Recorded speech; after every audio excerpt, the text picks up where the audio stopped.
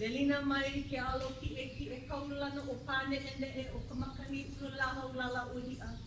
Horo I hana mai no I kapuahi a pele, I kione o piko one, I ke alo a malau, a I kalai lilo, kalai a, I kalolo o kapaloa, kahi e moiana na kupuna alo o kapua pau, e ano na malu o Kalaupapa. Kamalu o alai, kamalu o kuwali'i. Hano mai no wai hana, wai ale ia, wai polu. Kuwa'i muno ka wai, I loko o kauhako, ka piko o makanalua. Ia no mako, na limahana, na kupa, na mamo, o Molokai nui a hina, na limahana a kaupaka o puni o Kalaupapa o ia hoi, Kalaupapa National Historical Park.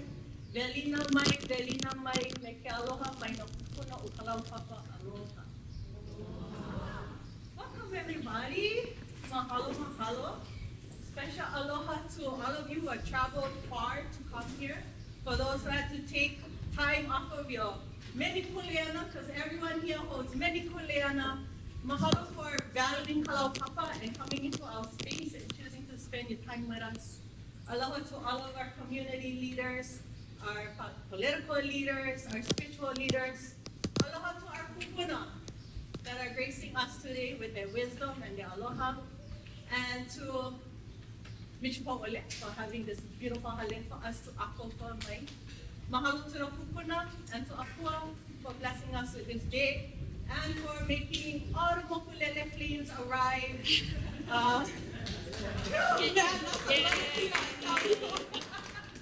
Sweating. That's like came yesterday. Just to be sure. Velina aloha from Kalaupapa. I know it's been a while for some of you. You've not seen us for a long time. And we really appreciate this opportunity we have to launa with all of you. I'm going to use the mic now. Okay. Because we get long meeting. Hello? Hello?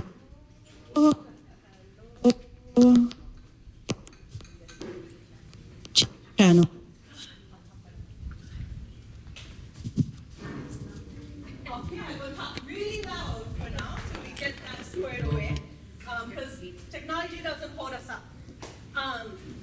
Before we get into meeting the rest of the staff, I really want to introduce someone special to you. She hasn't had the opportunity to greet and meet many of you, but she has been at the helm of our staff at Kalaupapa National Historical Park. Please welcome Superintendent Nancy Holman.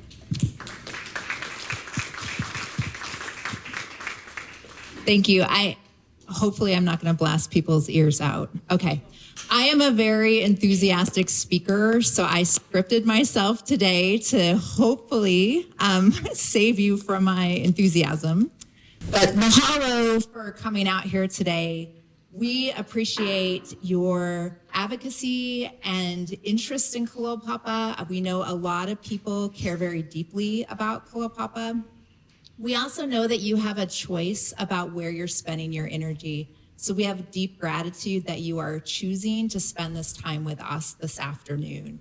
Hopefully this is the beginning of many more conversations into the future.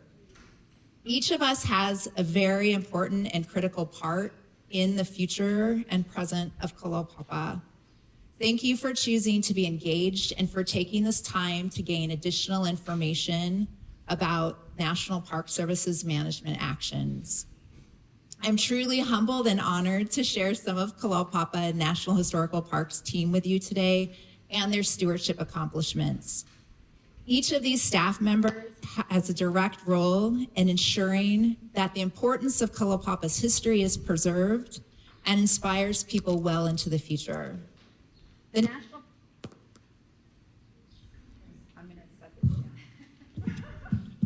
The National Park Service team represents a continuum of care for the special place during a time of significant change. Slow shifts in the makeup of the Kalaupapa and surrounding communities, changes in park staffing, as well as a variety of planning efforts and local organizations, the National Park Service, and the state agencies. My role as superintendent is to accomplish the park's purpose enacted by the United States Congress through strategic use of funds, staffing, and partners. Fortunately, this park already starts off from a great foundation of knowledgeable people. I'm sure you see a lot of familiar faces here today. The park team embodies high quality of stewardship that includes a sense of pride in home, community, and the National Park Service. As you'll experience today, this team takes this role very seriously.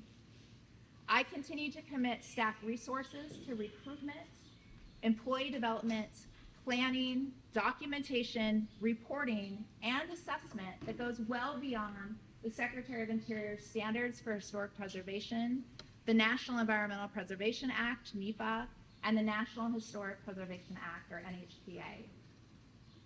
Over the last few years, Kalaupapa National Historical Park has added additional positions to support planning and compliance efforts and continues to develop staff in existing roles to enhance their local, technical, and policy knowledge. This is reflected in the respectful and open discussion and inclusive problem solving that this team does every day. Each staff person contributes what they know at every step in the process.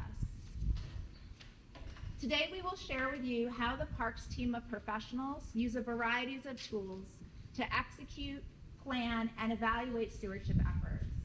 Each time we go through a process, we take what we learn and add it to the next process. NEPA and NHPA are tools that strengthen our capacity to articulate what work is needed, discuss concerns, limitations, and mitigations, and ultimately negotiate how best to accomplish the work. It also helps us document and follow up on how that work was performed. Much of this is reflected in the supporting documents we have shared with you as part of this meeting. NEPA and NHPA are process laws. They help guide and document informed discussions and decision-making. Much of the stewardship work we plan for and complete is routine, meaning we do the same activity the same way on a regular basis, such as groundskeeping. This routine work is covered under a streamlined review process. In some cases, such as larger infrastructure projects, for example, the rehab of our electrical distribution grid, we utilize a standard 4-step process that includes formal consultation with Native Hawaiian organizations and agency partners, as well as broader civic engagement. Although this is a reporting meeting today, we have provided you a variety of ways to share questions and comments with us. Out of respect for each other and the time we have, please refrain from asking questions during the presentation. Hopefully you got a piece of paper and something to write with, so if you have questions along the way, you can capture them. And there'll be an opportunity at the end during breakouts to ask those questions. If we do not have a chance to answer your question today, we have a commitment to follow up with you afterwards. So it is great, with great pride and pleasure, I'm going to turn it back over to Mikiela to introduce this team today. All right. So, the way this meeting is going to go, we brought our subject matter experts. It's one thing to get a piece of paper and read it and it makes no sense. We're like that as well. So if you look at some of us, we have a different first language in the way we communicate. And so we're going to use a variety of languages to express the work that we do. And I'm asking our public to have a little grace because some of our members here, they're really boots on the ground, get dirty every day, they do the work. But we thought it was really, really important to invite them into this space so that you can get firsthand stories and information of what it really takes to get the work done, because really all the reports in the world will never capture the extent of expertise, the quality of work, and the experience they bring into this space. So we wanted to bring a mo'olelo to you. We cannot do that with Kalaupapa, brought the people. So they're a little bit nervous, some of them. I want you to just meet them with aloha in this space so that they can share the most richest and most valuable stories for you. So like Nancy said, we have some little slips of paper. If something comes up, and we're gonna cover a lot of ground in our conversation, so I'm gonna be sort of moderating. I'm gonna be asking the questions I know some of you are thinking. They're gonna respond to that, and we're gonna keep mining all of these rich details. And so if something pops up, jot it down. At the end of our presentation, we're gonna split out so that we can have really meaningful one-on-one conversations with people.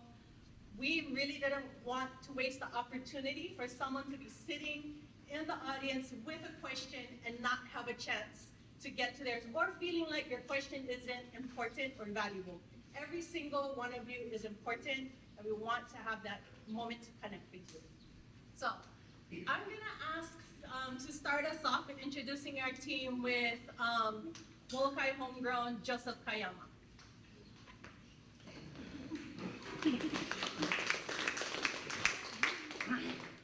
Sorry, I'm really nervous. My name is Joseph Leivahila Kayama Jr. I'm originally from Molokai. I've been here for generations. I work for historic preservations. I handle all the buildings. I live in Hulihuo. My young adult life, I lived in Salt Lake City, Utah. I worked in the West Coast doing carpentry work. And then I got back to the islands in the late 90s and then did some union work. Carpentry was my main career. And I got to the Park Service in 2003 and been there ever since. So it's been going on 21 years now.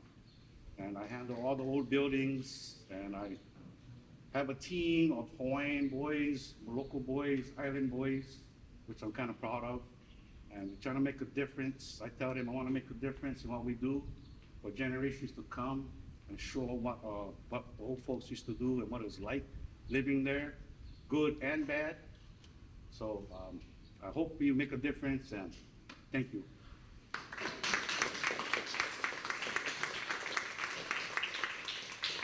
I'd like to ask Kawanea Kai to introduce herself. We get all the nervous ones out of the way first. My name is Kawanea Kai Lina Makaeha. I am from Molokai, graduated MHIS 2004, worked with the Park Service since 2007. I've worked there ever since then. I work in the facility maintenance department. I help to manage the roads, the grounds, the trails, the waste disposal, the facilities and grounds, and the fleet, the automotive fleet mechanic. I have a master's degree in environmental policy and management with a emphasis basically in energy sustainability. So I really am proud of the programs that I manage in Kalaupapa. I think that's it for me.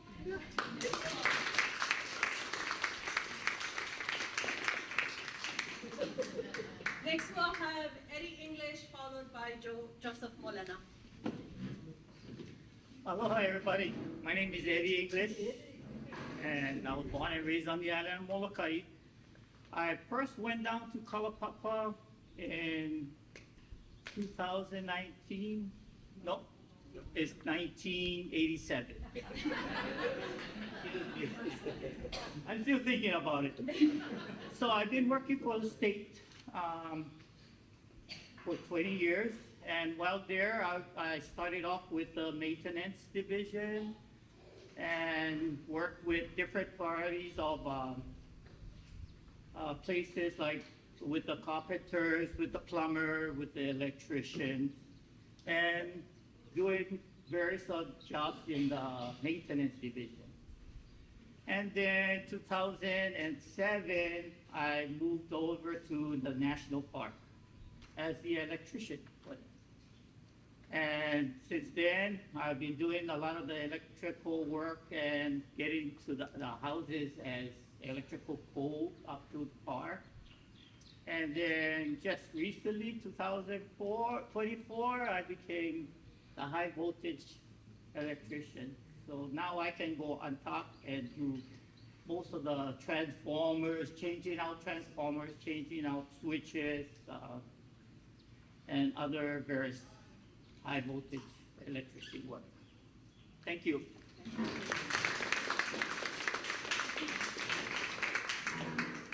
Hello, my name is Joe Molina. Born and raised here in the island of Molokai. I started the Park Service in 1999 and also the Park Service on the utility operator. As a utility operator, I would do the plumbing for Kalaupapa, keep the water system safe, provide the water, safe drinking water for the public. Also on the wildlife structure team and the fire structure team.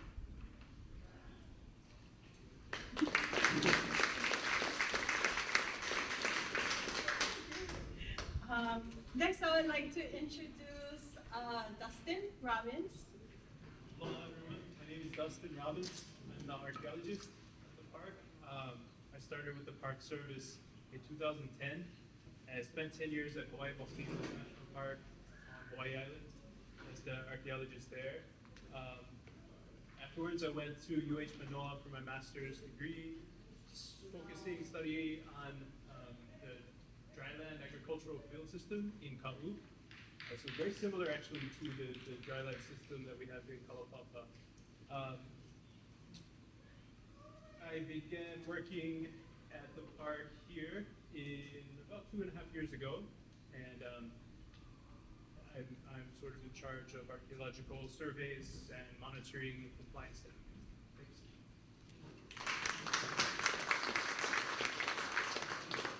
Please meet Katie Matthew. Hello everyone, my name is Katie. I am the museum curator at Kalaupapa. So what I do is I take care of the hundreds and thousands of objects that are in our museum facility. I have been working with actually started my museum career with the Park Service in 2008. I've worked with different institutions, both local and state, and universities throughout my career. I came to Kalaupapa in 2021, and prior to that, I was working at Kalaupapa for a couple of years. And my main focus is just to make sure that our collections are properly being taken care of and that we're following laws and regulations.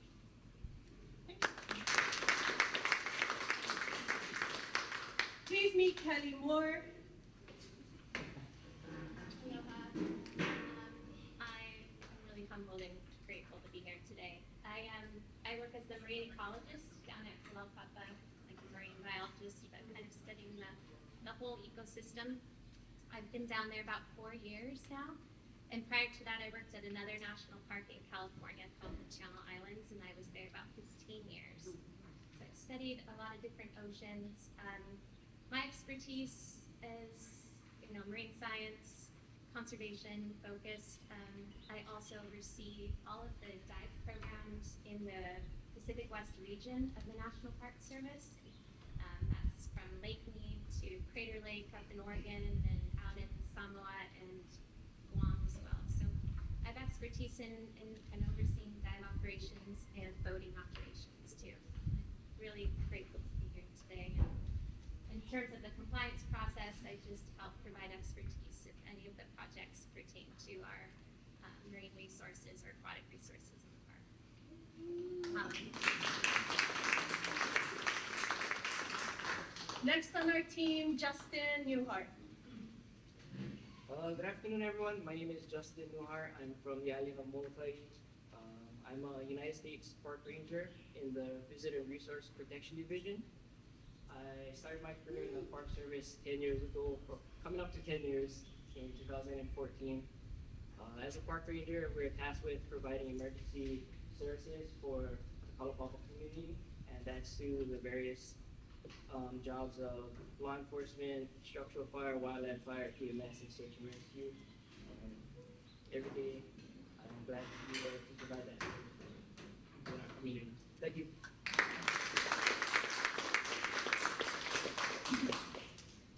Melina Mekealoha and Kama Ohina, Ovano or Jessica Kanani Sanchez, no Molokai Mael.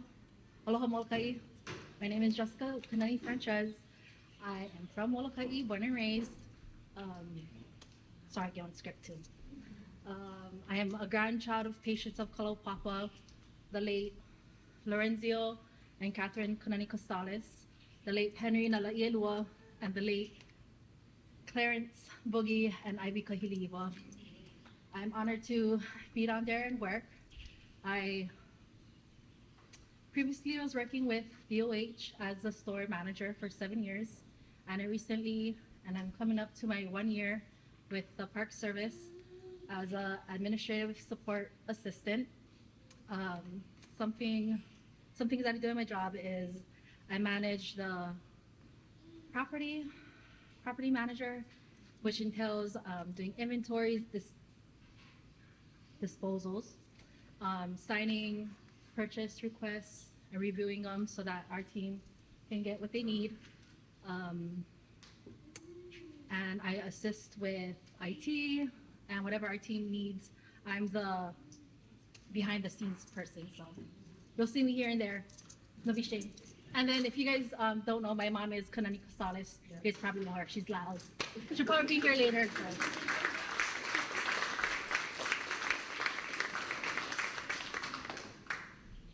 If we was to really dive into the backgrounds of all of these people, we'd be here for days. But I hope you can appreciate that they really do come into each of their roles with a lot of expertise, a lot of experience, a lot of pala.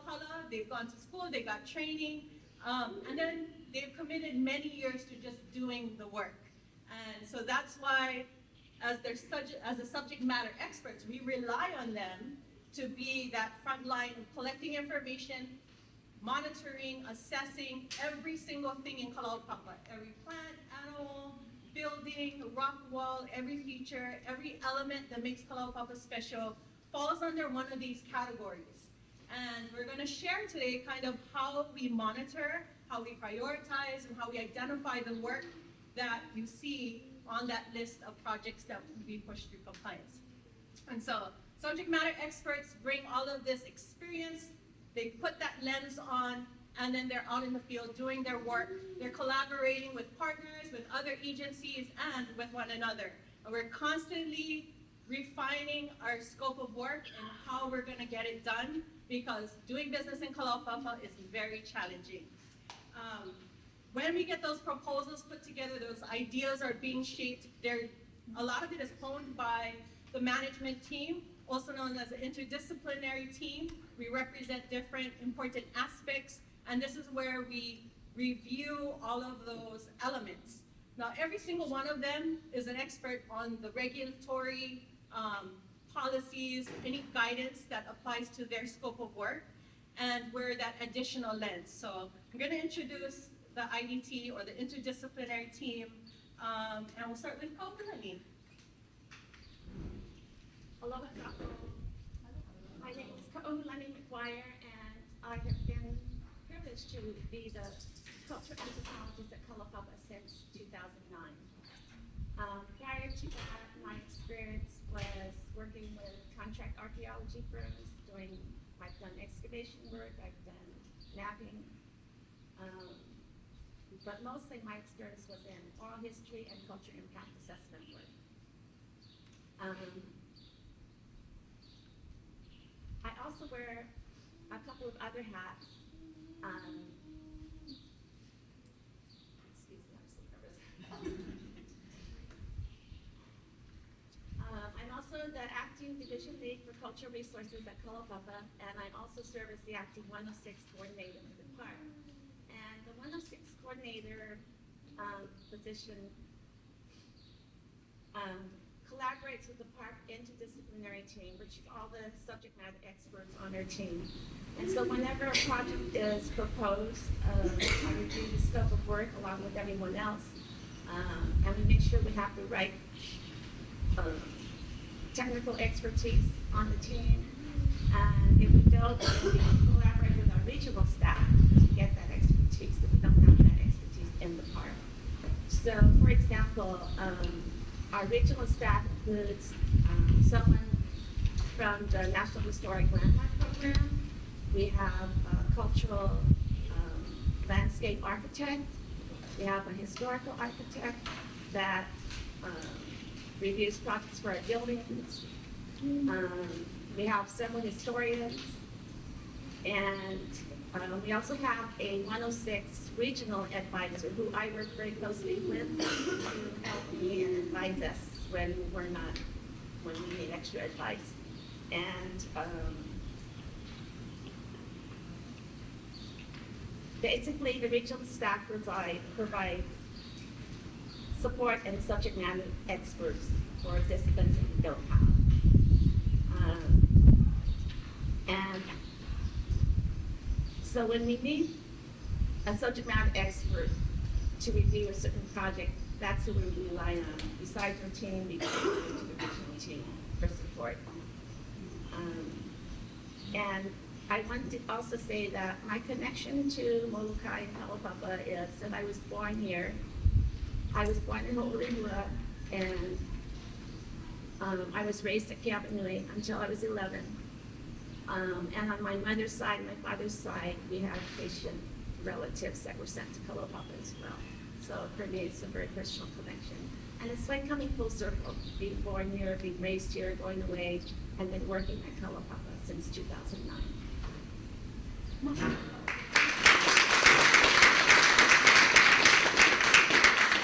So Kawahulani oversees the Cultural Resource Management Program. Its counterpart is the Natural Resource Management Program.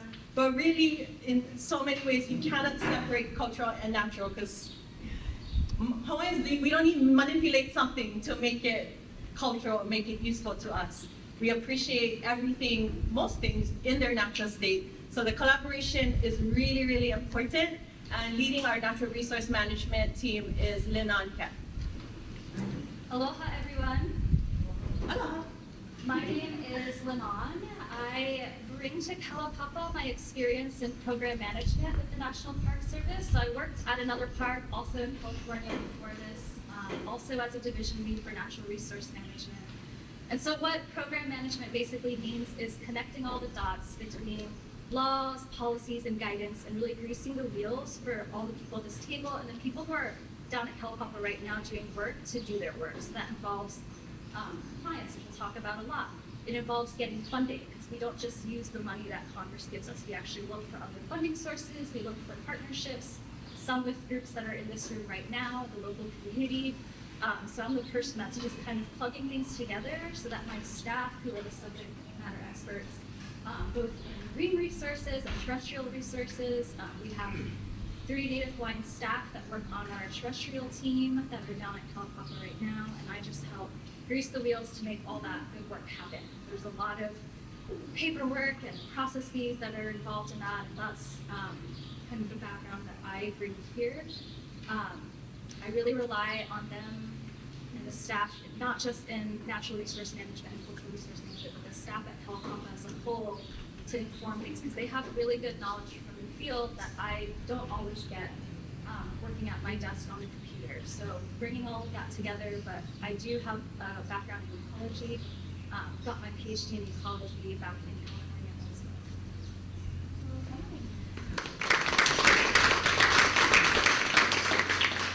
Please welcome Matt Paget. Good afternoon, everybody. I'm Matt Paget. I'm the facility manager at Kalaupapa. I have the great privilege of working with Joe and Eddie and Lone and Joe, managing what we have 200 plus historic structures that we take care of in the park. We have a drinking water system. We have an high voltage electrical distribution system, roads, trails, grounds, cemeteries. We take care of all of that stuff. I worked prior to coming here, been working at Kalaupapa full-time for about a year, a little bit over a year, but I spent the previous 20 years working at Haleakala National Park on Maui. And so I would occasionally come over here for projects. We had some bridge replacement projects and stuff that we assisted these folks with. And when the opportunity came to come to Kalaupapa full-time, I jumped on it, and I had the great fortune of being selected for the job. So my role as I just make sure these guys have the resources they need, the staff they need, the money they need to complete their project. And then I work with the management team and the interdisciplinary team to do all the required compliance that's necessary to make sure that we're doing things the right way. And we'll talk more about some of the standards that we use for our buildings and utilities a little later in the program. But that's my role here.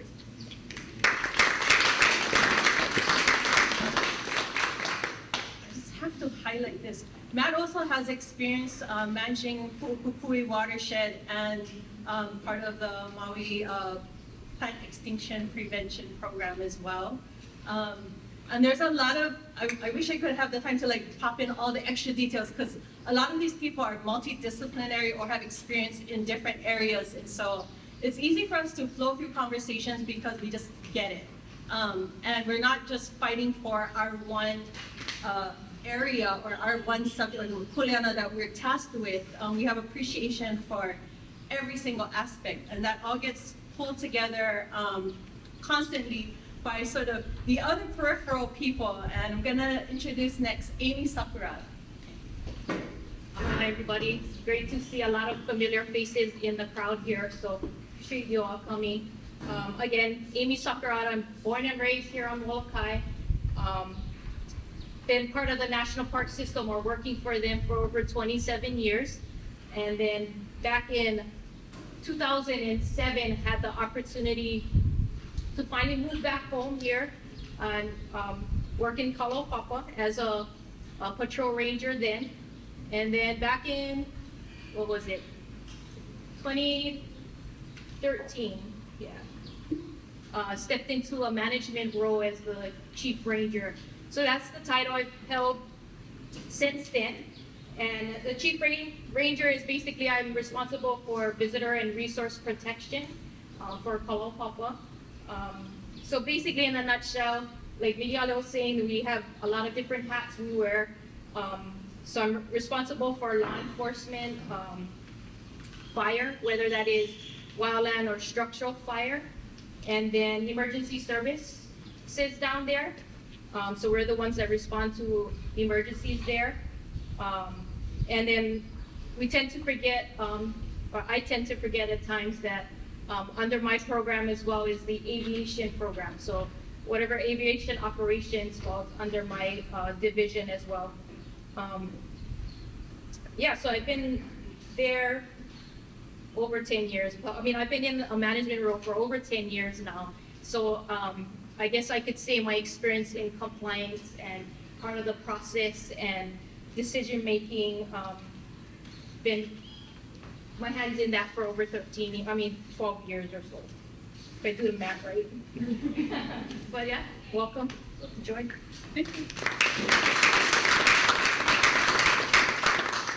For those of you who don't know me, aloha, my name is Miki Ala Pescaya, born and raised Ho'olehua, Molokai. My family, my grandma's the last generation born in Pelekuno. My family's from the backside, and our kuleana to the backside, and the mo'olelo is very dear to me. That's a kuleana that I carry proudly. I left a tenured position at the University of Hawaii. I have my bachelor's in Hawaiian language, and my background is in education.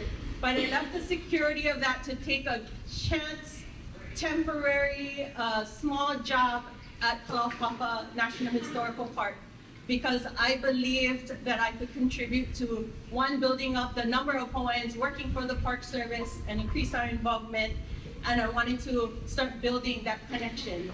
And as we all know, any movement in those spaces can be really, really challenging, and it takes a lot of work, and it's slow progressing. But I'm standing here now, 10 years into this position. I've fought my way up, and just in January, I accepted the position of Community Engagement Specialist. So this is the first of hopefully many more opportunities we will have to interface and build that relationship with the community. I hope you can trust me and lean into this and embrace this new chapter. The park has been around for 40 years. It was an awkward park, mostly because I look at it as a park in trust. Other parks, the history is history. In Kalaupapa, history is being made every day. One of our oldest patient is about to turn 100 years old. He is still very active, very vocal, very beloved.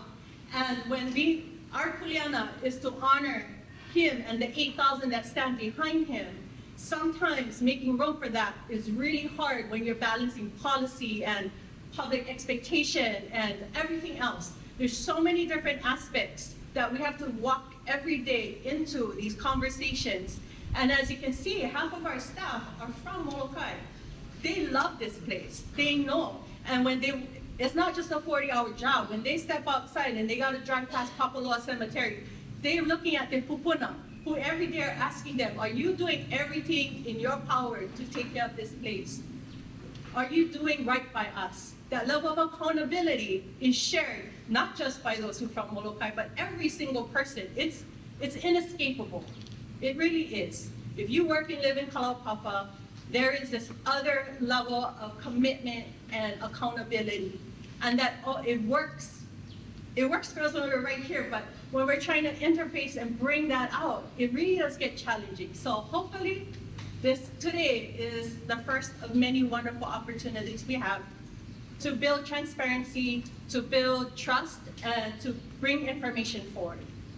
Quality information, not Facebook post information, but quality information. So as we kind of described, Nancy, do you want to add any more background? You want to add background for yourself? What form of interview? Sure. I'll take it. So my name's Nancy Holman. I'm the park superintendent, and I've been here about 2 years. I was going to save some of this for later. So my background is primarily through education and interpretation of national parks. I've been in the National Park Service for over 20 years. Before that, I worked in nonprofit, state, and county level government as well. But I would say predominantly the last 20 years of my work has been around management and particularly transition management.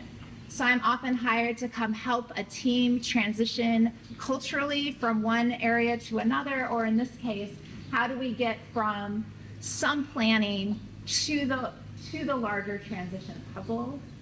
It is a very slow, painful process. And I have spent the last 2 years rebuilding a management team. If some of you may already know this, but during the COVID process, the bulk of the management team, like 2/3 of the management team, left their positions. So when I was hired to come in to help rebuild and fill those positions, as well as stabilize the team and move forward in our work. So my humble apologies, but we've been doing really important internal work before we could come out and do external work with the public. But that is my background, and I proudly bring that forward.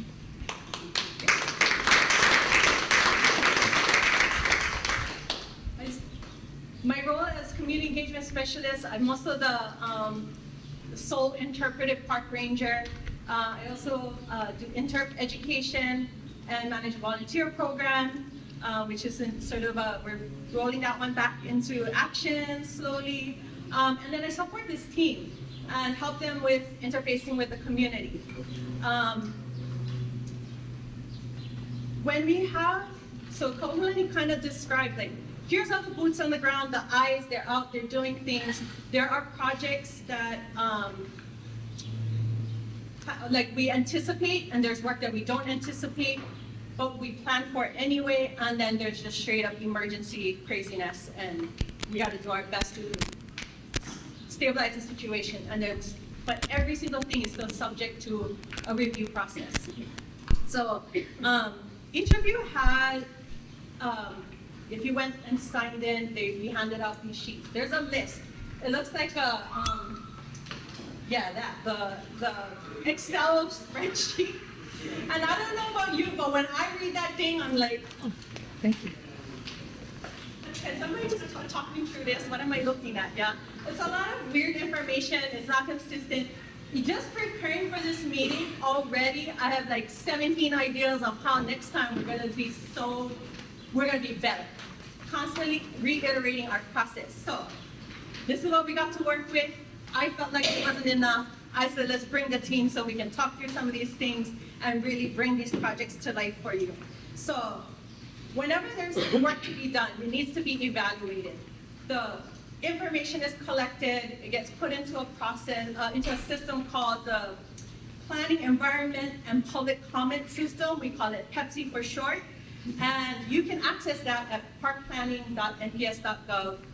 We can give that to you afterwards if you want to follow. Parkplanning.nps.gov has all the planning for all the parks, all 400 plus units in the national park system.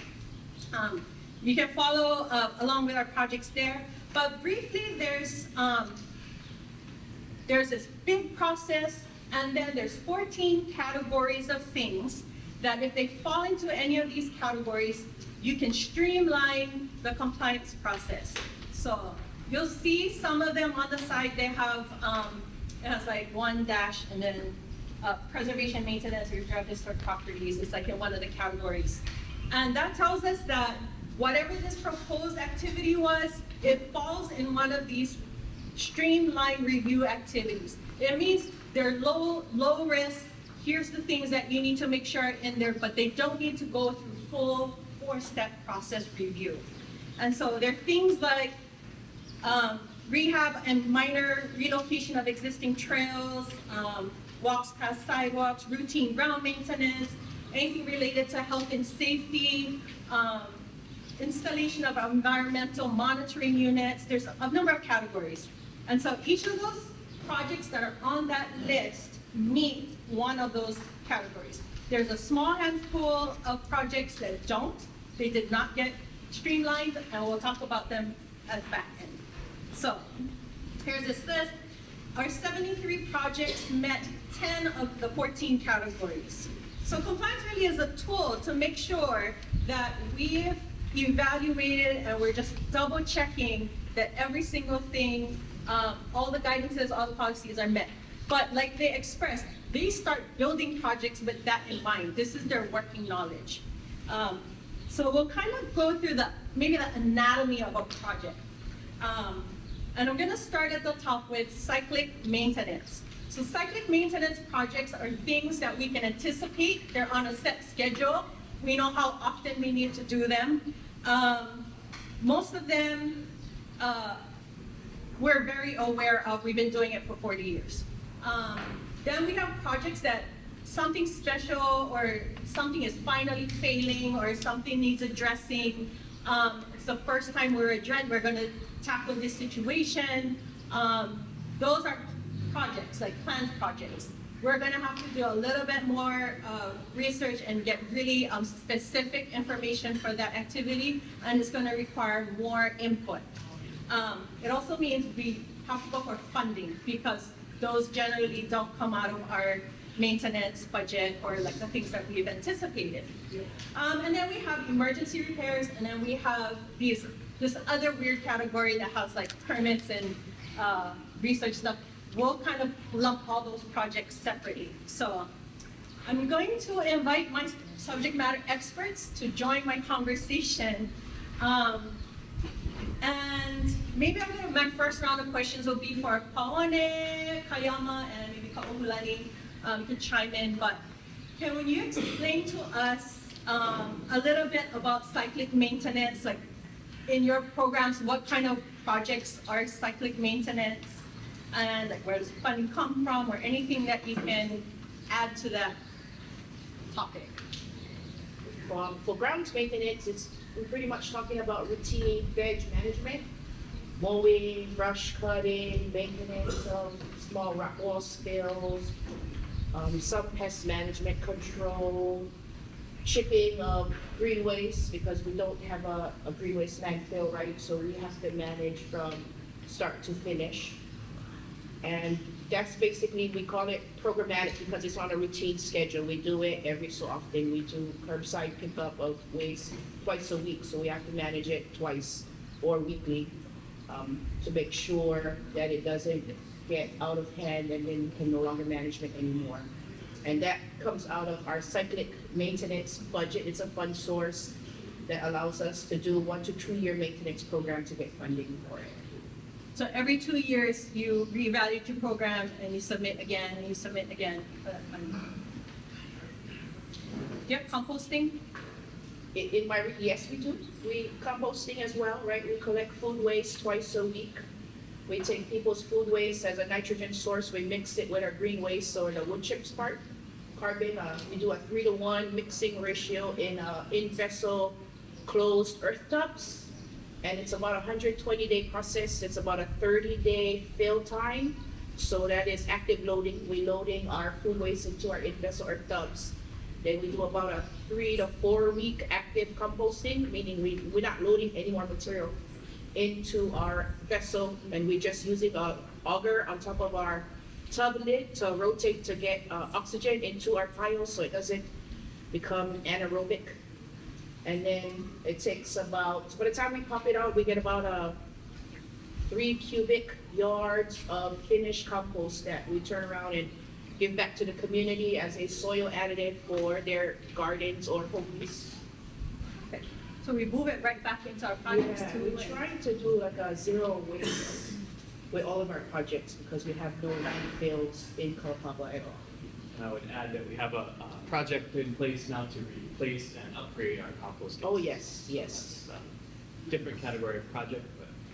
Was there did we miss anything like cyclic maintenance? Well, we do a lot of cyclic maintenance on the buildings as well. Preservation. Yeah. So historic preservation, we do cyclic maintenance, monies, so it's reoccurring every 2 years, so that does regular maintenance, routine maintenance on buildings, as far as painting, windows, repairs, exterior repairs, roof repairs. And then we get into projects, then we get into bigger stuff. That's where we request more monies, that takes longer. But it's a fund source that we depend on. What is the general cycle for painting buildings? Like, Probably about every 5 years, and then we go through every building, go right around, every single one. So we try to get a routine maintenance, we do this 5 years, then the next one, we try to go according. So the 200 buildings, that's there. We have to plan them out, and then as we go along, we find deteriorating materials. With historic preservation, we have to maintain the original format and the original fabric as much as possible. And then we'll get a time where there won't be any more materials that they make anymore. Like, for example, painted, they don't make it anymore. And it's also a hazardous to health because of lead, asbestos, and arsenic in it. So we don't want to use it no more. So we find a replacement that is similar and something that's in kind, but you can't because cane. Everybody know how cane is made, right? Cane is made out of pulp from the sugar cane. So the guy didn't want to get rid of the waste, they want to make more money. They used the pulp, they added additives, lead, and all that other stuff, and then created cane. So they don't make that anymore, so we use a marine ply. And then we do a texture with the paint, and it's almost impossible to tell the difference. But it's a better product, it lasts longer, it's waterproof, and then it's safe. It's healthy and safer for anybody that lives in the house for generations to come. And we might get into it a little later, but that process of replacing a material that doesn't exist anymore or that has some kind of health hazard associated with it, we collaborate with our historic architect, regional historic architect. We have to mention it as a team we have to go through before making And changes. they're going to look at that, look at the replacement material, and they'll help us make a determination on whether that's a suitable replacement for the original historic fabric. but every single one of those things, everything is a replacing kind. And if there is some red flag that goes up in that part of the process where something is dangerous, is unavailable, the mitigation for that, it does take a while because we have to exhaust all options. And we sometimes we have enough options coming from the team. We go out to region, we reach out to other parks. We're looking at other parks that have managed like assets and find out what the industry is doing, what's available. And then the trickiest part is how do we get it to Kalaupapa? Which we'll talk about a little bit more later. So some of that is cyclic maintenance. Then we've got these other one-off projects like we talked about. Maybe we're going to replace a whole water tank. It doesn't happen very often, but we have to redo something because it's failing. When we get to that point, we're going to be putting up a proposal together. It has to go through compliance to make sure that it's a sound project. And then we are competing with all the other parks in these different categories of funding and hoping that that project gets funded. If it doesn't get funded, we come back to the drawing board and say, what can we do in the meantime? Or the managers go out and they start hustling to find the funds that can help address that need. Miguel, can I just ask a question? I just on this. We'll try, yes. Okay. I have the same feeling about this as you did, and I appreciate the good explanation from the guys at Park, many of them who I know very well. Good to see Katie and Matt from Haleakala, and I'm with Kalaupapa, and on our board. Do you have a question? And I'm sorry, because we get like 3 pages of content. I'm sorry. No, but I was just, there's a lot of people in here that have expertise here on Molokai that would probably like to introduce, let you know their expertise. But this is just on this. I was just saying there's a line, it says when something was approved. Can you put a column in there that says when it was submitted for approval? For the next round? Next round. Yeah. And also, are copies of any of these available to the public? Yes. You can go on parkplanning.nps.gov, and you can look at the projects. Okay, and the other thing is you mentioned 5 categories. You know, starting with where they go into and work through those. Are each of these in one of those categories? They're not like a specific category, I'm just sort of generalizing so that people kind of understand that it's not a designation, but there's cyclic maintenance kinds of projects, there's other projects. We'll get through them and then we'll. Appreciate that, and I just wanted to say that as far as Haleakala, on Kalaupapa, on his memorial committee was a retired NPS superintendent. Digger, I'm gonna ask. I'm so sorry. We really gotta. We can talk story after. Thank you. Thank you very much. Okay. Thank you. Okay. So, when we're building projects, there are a lot of guidelines that we have to follow, and like I said, it's not something that we insert at the compliance point. So, all you guys who write projects, what are some of those guidances that you rely on? Maybe Kayama, like what are secretary standards, or what are the things you use to rely on when you're building a project? So the Park Service, I'm in charge of the historic preservation, so we follow 4 standards, and it's from the Department of the Interior. I will get them because I don't want to do it wrong. So it's on the nps.gov. So the 4 standards is for historic properties consist of, it says the secretary standards. So the secretary standards consist of 4 treatment standards: preservation, restoration, rehabilitation, and reconstruction. And then they go on to tell you what in descriptions what they want. That's what we follow. So basically, preservation is preserving the building, restoration, trying to bring them back up, and then rehabilitation, that time frame that we want to be in. And then the reconstruction is like something that fall off, like the porches, or they put something on that was different from the prior date of time that we're trying to preserve. And then we request funding, but that's the techniques we would use in preservation. And then it goes differently for different departments. What about in the realm of cultural resources? What are some of the, and then maybe natural resources? So for cultural resources, we would use some of our guidelines. One of our guidelines is 36 CFR 800, Part 800, which is preservation of historic properties that we consider when we're considering historic properties for review. Also, for archaeology, that's speak a bit more, but it would be NAGPRA and ARPA guidelines that we follow. Cultural landscape guidelines as well. Our nationwide programmatic agreement from 2008. Those are guidelines. And new regulations just came out for those guidelines. And we are just going through the training to understand the new regulations for that as well. And like, for example, the banker guidelines were just, regulations were just were just released to the public in January. And the law is the same, but the regulations have changed a little bit.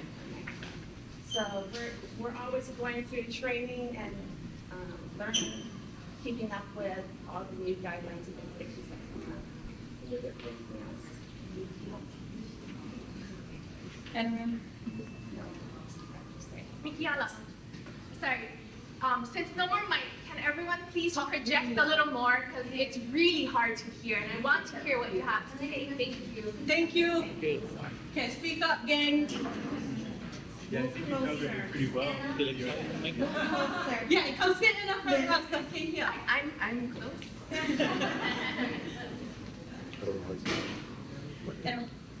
So the counterpart to the laws and policies that Kaulani was talking about, the National Historic Preservation Act, there's a counterpart that our team works on, which is the National Environmental Protection Act. So these two laws are actually intertwined. When we work on the National Environmental Protection Act, which helps protect natural resources, we actually cannot move forward in the project until NHPA, the National Historic Preservation Act, is done as well. So those are tightly interlinked. There's a couple of different pathways for National Environmental Protection Act, or NEPA. One of them is categorical exclusions, which is kind of similar to the streamlined review in NHPA, which just means these are pre-approved activities. They're really specific, that if your activity meets that, we can use the categorical exclusion to move forward. If it's a more complicated project, like rehabilitating the electrical grid, we would do an environmental assessment. And that's a much more complex process where we're looking at different resources we're impacting, what are the other projects going on at the same time that might build on impacts, right? Because all these projects are happening on the same landscape. If you're doing certain types of projects together, there might be an impact you wouldn't foresee, but we do bring in other projects happening in the same area around the same time. The environmental assessment process is more involved, so we do have periods where it's open for public comment. And because the park is 99% state-owned, we also are involved with the Hawaii Environmental Protection Act as well. So some of our recent environmental assessments, if you've been paying attention to our park columns, have been joint NEPA, HEPA, EA. So it's both the federal and the state compliance laws together. We have a lot of resources with, cultural and natural that can be one and the same. And there's a few other laws that pertain to natural resources. Kelly also works with some of these. I'll pass it over to you to talk a little bit about our. Yeah, I mean, we're probably familiar with a lot of these, but just in general, when I'm thinking of a project or developing a project, I'm going to consider things like the Endangered Species Act or the Marine Mammal Protection Act or the Coral Reef Conservation Act. I mean, we've got our legislation, our congressional acts, and our laws and policies that guide what we can and cannot do. So those are some that influence how I review a project or how we would submit it to this team for approval. So I'll catch us up a little bit because we're falling behind on our schedule, but there are lots of archaeological surveys, biological surveys, a lot of information and reports that was done previously. We build on that collection of information. Those are, the reports are managed by the same people. They pull those out when we're looking through new projects. And even reviewing our cyclic management to see if we are maintaining the status quo or if we're making any impacts and strides. And that's how we iterate and rebuild projects moving forward. Katie is our archivist and museum, so she sits on all of the historical files. Like if there's something that we gotta pull out, say there's one failing element of a building and we need to replace it, we kind of just run to Home Depot and buy that piece. Yeah, like buy that molding or whatever. So we gotta go back to historical photos, we do the research, we're all collaborating on that information, what was it made of, if we can find out what color it was painted, we might do an analysis of the paint that is existing in the layers, we test it, Kayama now has to figure out how are we going to refabricate and replace that so that it looks and feels the same way. And so all of those bits of information, it's just not one person doing it. We're all collaborating constantly on all of these projects.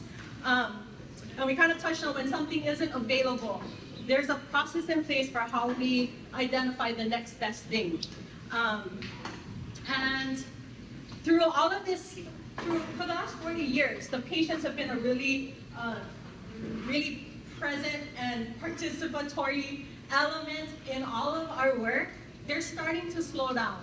And so they have less energy to commit to our processes, and we're working with that. Like, how are we going to sort of transition into holding on to their voice, but because there's so few of them, making sure we're reflective and inclusive of a greater perspective of patients, right? So it is going back to the oral histories. It's having Ka'ohulani dig out like when we've looked at that building before and what used to happen, and sort of educating ourselves constantly on what that history is and bringing it into the project. So many times people think that the mechanics of historic preservation is we're just trying to keep the building up. Kayama makes sure that every single one of his works, if you're touching that building, you know who lived there, you know what they did, you know why this plant, this tree is important in their yard, you know that there's so many things on the National Park Service side that we are mindful of and inclusive of. It's a struggle sometimes to work with everyone else, so the other entities that are present, and because we have fluctuating access to manpower and funding, and that's always, a moving target, the planning hasn't always been fully enacted, but we're really working towards more consistent work. And the planning part, so many times, you guys know, it's like, it's going down, we're gonna just get it done, we'll worry about writing it down later. That doesn't work for us anymore. We're really going back and documenting and organizing all this information that has been just sort of disorganized. And we'll own that because the people in the community have come and asked for certain things, and we've not been able to provide that information. It doesn't mean it doesn't exist. It just hasn't been organized properly. So Katie has been making great strides with building our archives and our files, and Rosa Key, who isn't here. And another really important team member who is not here, her name is Amy Bailey, and she came on as our park planner. The park planner's job is to make sure that all of us stay on task.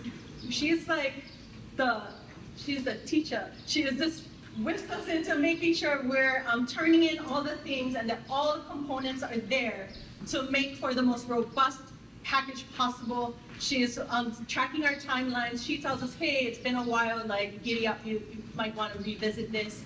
She's so pleasant about it, and she makes us want to keep her happy. So we're always putting in that extra effort to make sure that the paperwork is in place. Okay, so Michaela, I have something to say. Thank you for all your information, but that's not interesting. The community came out for you guys to listen to us. And I get one question, I gotta go back to work. I didn't know the meeting was this time. Gayla, I'm so sorry. But this is a recording meeting. Okay, so you guys have a transition team that does meetings. Omer is part of the transition team. We was never invited to those meetings. We not invited. We not invited. The transition team, I don't know who's the transition team. We get stake, Omer is stake in the city land in Kalaupapa.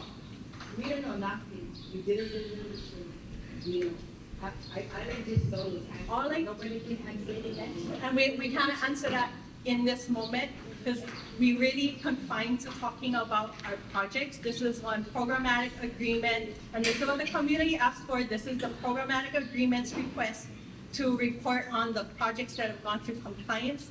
And I aloha you, that question is one different audience. It's not even something any of us are involved in. How come when meeting was made up? You gotta go to your OHA representative, the DHHL representative. There's all high-level people, and they meet every. But the meeting is always put off. Nothing for the community. I don't know. So sad that our voice cannot be heard. We sat for that. We sat for that. I need to Thank you. She knows way more about what's okay. So on the 73, the list of 73 projects, I will pick one easy one, cyclic maintenance, fire hydrants. Keeping fire hydrants functioning is very critical, mostly because we don't have a fire department. So when you guys call 911, somebody answer, we call 911 and it's routed someplace outside of Kalaupapa. So making sure that we have all of our systems functioning and in place is really critical. I'm going to ask Joe Molena to share a little bit, because there are 5 projects on that list that involve fire hydrant maintenance.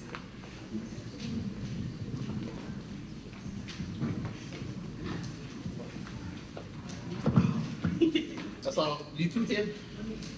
You turn them off.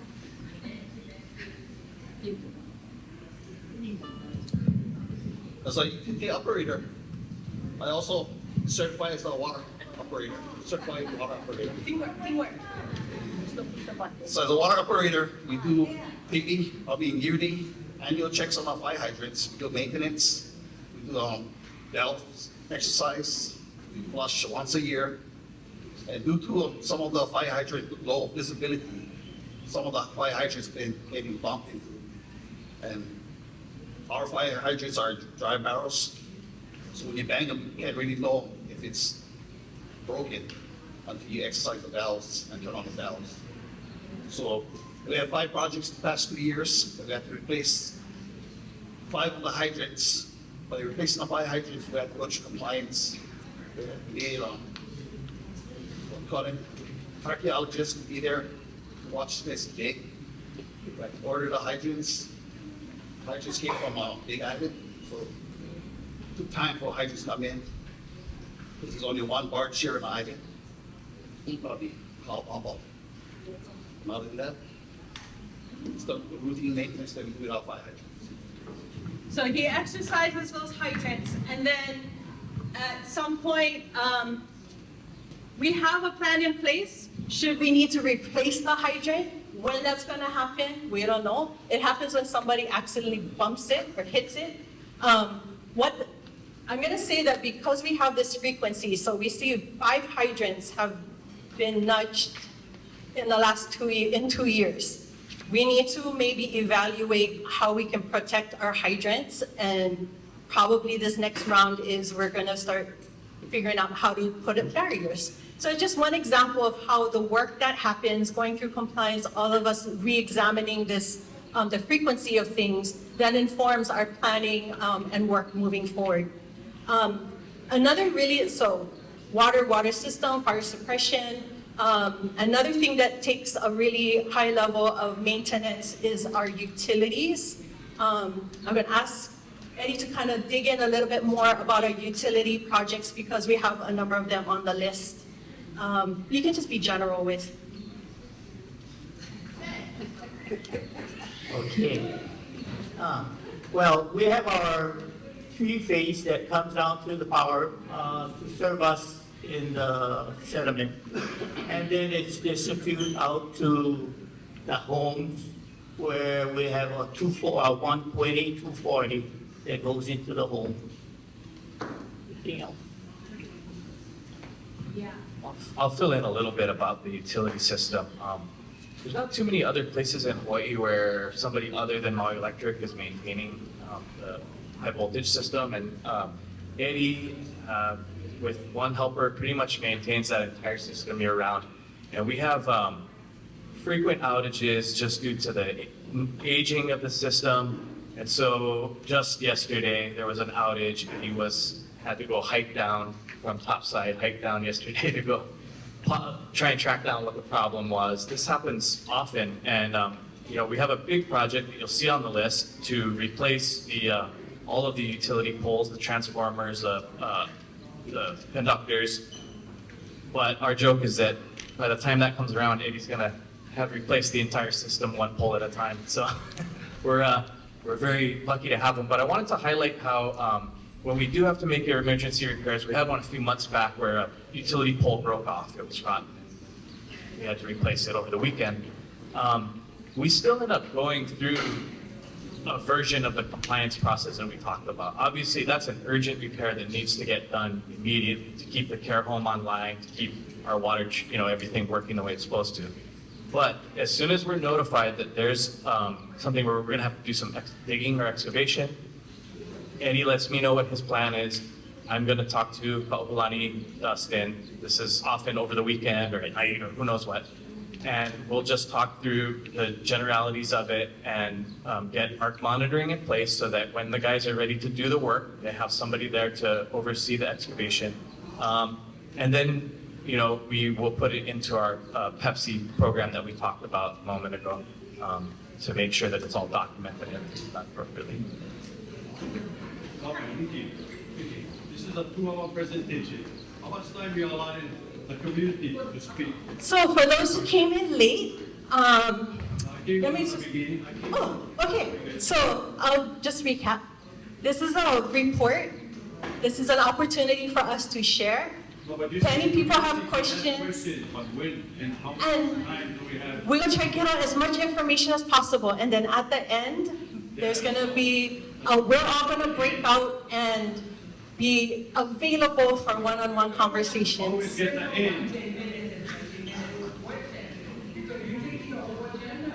Yeah, because it's a, thank you. This is our reporting. Thank you. I do really appreciate and aloha everybody showing up to hear. Hopefully we're answering questions that people have along the way, and we're going to get really good questions when we get to the end. As far as breaking out. As far as breaking out, I'm not sure. I think it's filming this for all those people that couldn't get off the work. Now, if you break out into sessions, then how are they going to hear what's happening? So everybody who has a question, even people out in Akapu land, you are welcome to email us, just like everyone here is. Every single person can ask a question. You can ask them now, you can ask us when you go home. The conversation doesn't end here and it's not confined. The point is that everybody would have an opportunity to ask the question. And that's why I'm talking to special people that couldn't get off work. Yeah. So Degree, I aloha everyone here. I would ask for just afford us a little bit of aloha and respect in this space so that we can offer everything that we've prepared for you. We've worked really hard to pull this information together and we want to get it out. I would ask, I know he's probably sweating in his seat right now. We're going to transition to some building work because they're probably the most challenging aspect because we have so many of them. So I'm going to ask Joe Kayama to talk about two big projects. One is the pavilion at Judd Park, that if you've been down there, you might have enjoyed lunch out at Judd Park Pavilion. And the other really big rehab project was the Lightkeepers' Homes, right there at the base of the lighthouse. Okay, before we go on, aloha mai kaho, everybody. My name is Kunaniko Stallers. That is my dog, Jessica. I'm not here to take anybody's side, but you guys go through the gauntlet. And believe me, the gauntlet cannot get any worse than Kanaka High School. Because I work for the Department of Education. I am the product of Kalaupapa. That is my legacy. How lucky am I? Because I guarantee you, I'm the only person in this whole wide world that has biological parents who were leper patients and adopted parents who were leper patients. I'm not going to decide for anybody. Everybody get one statement from me, and everybody get one meaning. But before you know Kalaupapa, you gotta know the land. You gotta know the ocean, to the land, to the cliffside. That place is a fishing village. Before it became a leper colony. Not all the families left. Some of the families stayed back to help the refugees. And then Father David came. And nobody else wanted to come. They all thought he was a crazy guy. He ended up catching leprosy. Not because it was contagious, but because he chose to. Back then, never had medical facilities, never have sanitation. But there was his people, just like how Jesus Christ. That was all his people. Even though it started according to the prophet. But Father Damien was different. So before everybody started losing it, all I ask is that you understand. Because our Coco, Kalaupapa was not only, when leprosy came, it was not only the Hawaiians that got it, it was everybody in the world. I met people from Japan that interviewed me because they wanted to know what significance Japanese had down there.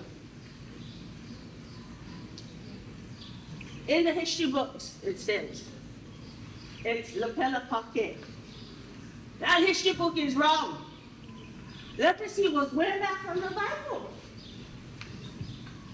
And I can prove it.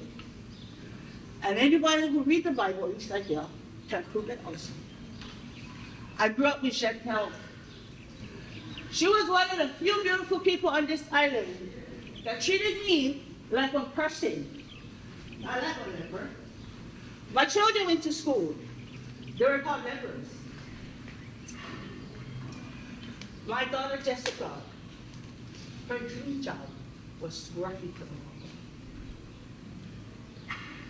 Thank God for Ena Pupuna, Wakahiko Pupuna.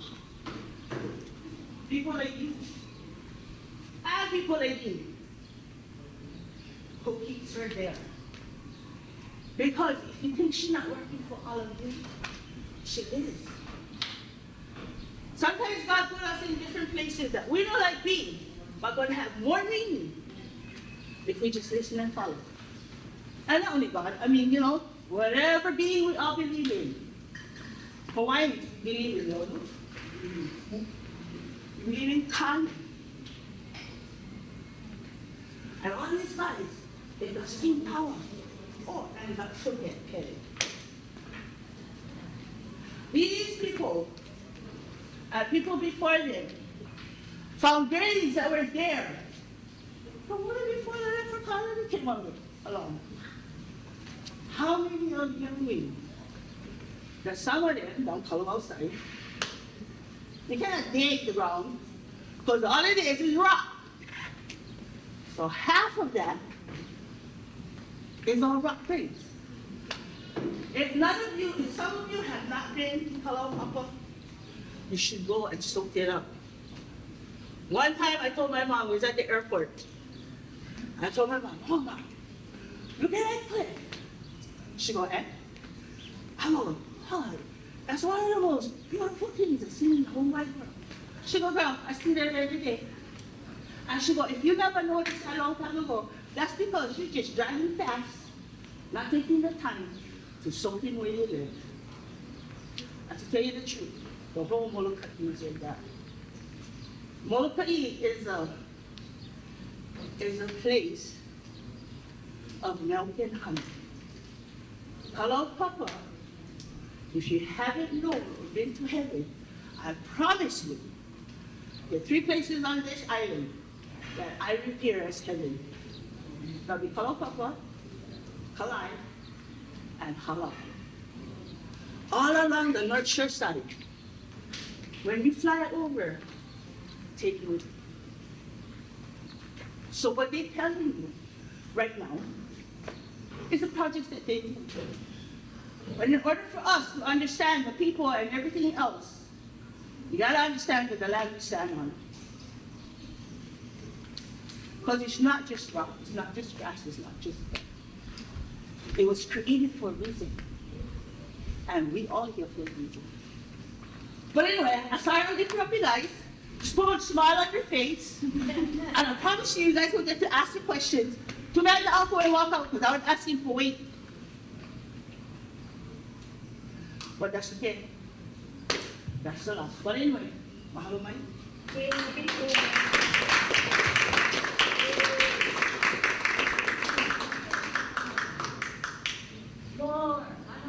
it does. It is hard to sometimes work in this community because we as tough critics and we hold ourselves to such high standards. And I cannot tell you enough how important it is for us to make time for this connection. And we really are trying to do that. But also, people here, we all have relatives that were, either they were patients, they were long-time kokua. We have legacy workers here. People who they're all going to Auntie Kanani at home, who is giving them the speech every single weekend when they come up. And we sacrifice to not be a part of this community so that we can be down there to carry out the work. I appreciate her. She calls us up all the time and tell us what she thinks. So, not that I'm inviting all you guys to blow up my email, but I just want you to know that we are accessible. I am accessible. You have a question, email me. You want to work, I will come to you. I will bring the information. I'll make presentations to your organizations, or if you want us to be involved in different spaces, please don't hesitate to reach out. But in the meantime, if you don't hear from us, it really is because there is a lot of work to do, and we don't waste any minutes. Every day, we're trying to figure it out. And while the rest of the community, topside, you have so many agencies to support, and it's kind of just us. The Department of Health, aloha to them, and the outstanding work that they've done to take care of patients.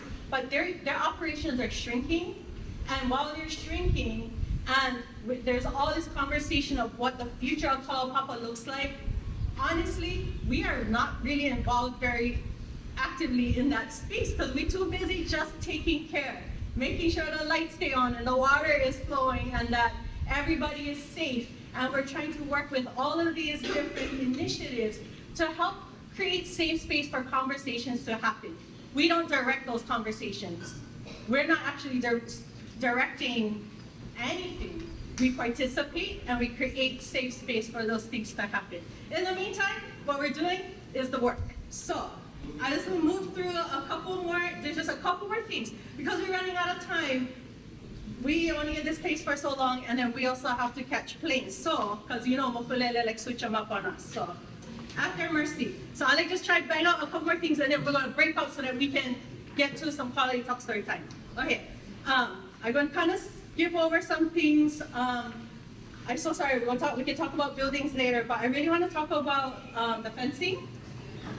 And then we'll talk about the partnering with other agencies and collecting data, if you don't mind. Yeah? Is the microphone still around? Just gotta be sure it's on. So I'm going to talk about a big fencing project we have down at the park. It's one of the 73 projects on that list, which is a request that we signed with consulting parties to report out on all streamlined projects. And we're covering a period from the end of August 2022 to the end of 2023. And one of the projects that finished compliance during that time that we're reporting out on is a fencing project that replaces 9 miles of exclusionary fencing that we have up to protect cultural and natural resources from damage from deer, pig, goats. And we're really excited because this is a $1.5 million project that we awarded to a local crew.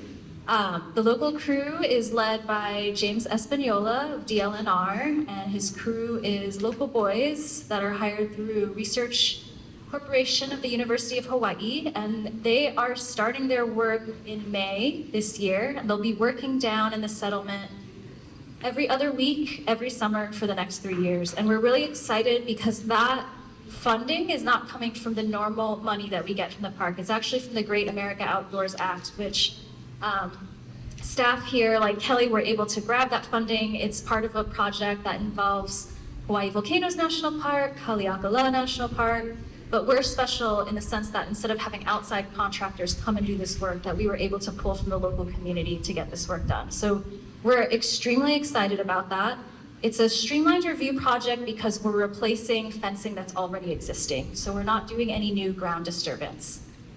Even though that's the case, if we're replacing poles, because there's going to be a little bit, we are going to have archaeological monitoring whenever that happens, and that's going to be done in-house by our archaeologist, Dustin. So that's a huge project that we're happy to bring in local community who have extremely good knowledge of Kalaupapa. If you don't know James already, he's worked down at Kalaupapa for over a decade on the fencing, so he knows it like the back of our hand.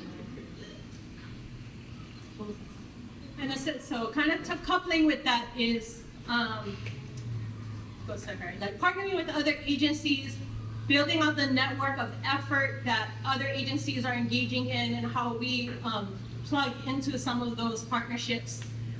We do some projects with NOAA, and maybe Kelly can share a little bit about on the marine side. Sure. Yeah, I think a lot of the projects that are marine related that are on this list have been driven by interested other outside agencies that have approached us, and we join in an agreement and work together and collaborate on getting important work done, like the Pacific Tsunami Warning Center. Excuse me.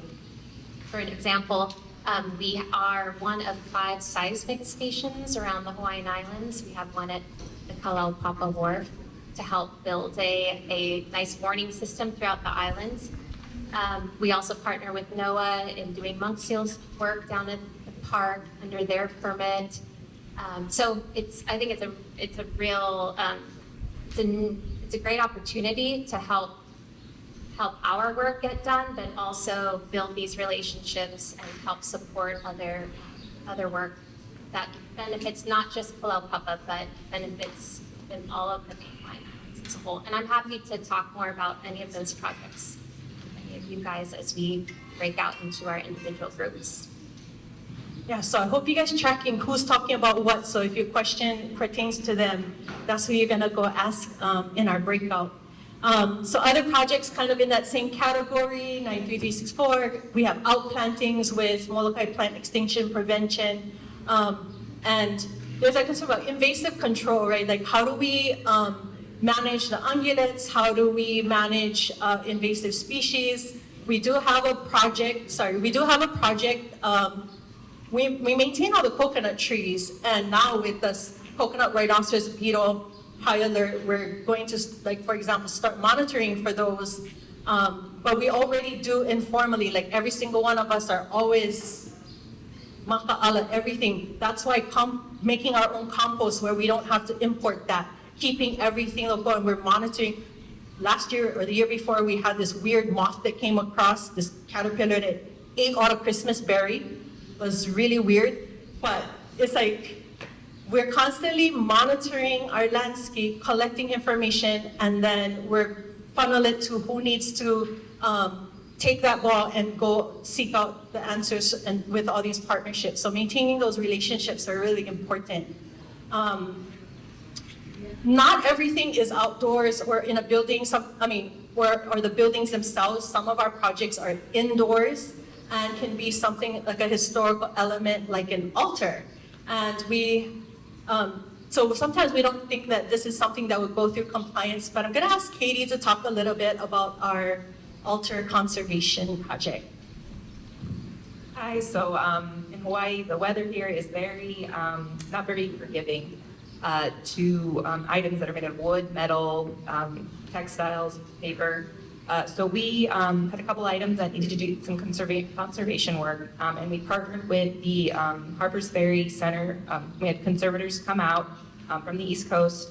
They've helped with other projects in our museum collection. And yeah, they they have expertise in furniture and all kinds of things. We worked on the Damien altar at St. Philomena, and they did a really great job of helping to preserve that altar piece. Yes, so they come over, it means they're tracking these items. They're really significant, especially items in our churches. They're really special to us. They have a really strict protocol of how to not just clean them, but help strengthen them to endure the next set of years until we can get them seen again. We have a couple other projects that are kind of like that. I'm gonna kind of brief over. We had to replace a component of our AC in the museum. The museum building is not that old, it's not historical, but even when we do maintenance work or projects like that on non-historical buildings, those projects need to go through the same rigor and evaluation as the historical buildings. We also evaluate special use permits. We had several film requests.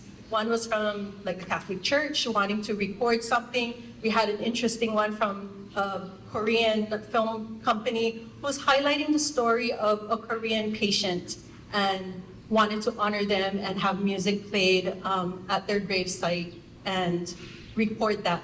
And why that's important, especially use permits, is when somebody wants to do something that is really outside of the normal scope, we just want to make sure that if it's okay, are there any concerns? And if we have to mitigate, we want to try and make it possible, but if it's not an okay or somehow it's going to cause some sort of detriment, then we have to be brave enough to say no. And yet, we work really hard to evaluate what the options are to try and get to a yes. Couple more things that's really important, and I'm sharing some of these things because when we break out, I want you to ask them about the bigger systems that they're connected to. And one of them is our siren system. We burnt our siren out when we had a structural fire several years ago, and we didn't get to replace it. And I kind of want to talk about that because it's a really important aspect of the vulnerability of our community. And I'm going to ask maybe Justin to kick off this little bit. Can be real brief, and I might pass it to Eddie to talk about the technical, electrical aspects. But why is our siren warning system important? And what is this community siren? Okay, so like anywhere else in Hawaii, we have the civil defense sirens that are alarmed on the first business day of the month. And that can range from any emergencies as far as hurricanes, tsunamis, earthquakes, and the list goes on. We have one in Kalaupapa as well. And to supplement that emergency notification system, we have a community siren. And that's located within centralized in the Kalaupapa settlement, and it can be triggered manually. And with this tone, it puts out a sound much like the civil defense, and that's another way that we can mitigate emergency response and respond accordingly. So with that being said, there are certain procedures and steps needed to take place in order to put that project in, and if Eddie can add some details to that, that'd be greatly appreciated. Well, I was trying to put that siren together. I had to ask a lot of questions from Hawaiian Tel. I mean, not Hawaiian Tel, but Maui Electric, because it's going to have to take their pole to use our siren to get up there. So one of the questions was how far apart from the main service line that our siren had to go. So they were telling me 10 feet. And I could use their pole to put the siren higher so we can get that volume of siren sound out to the rest of the community.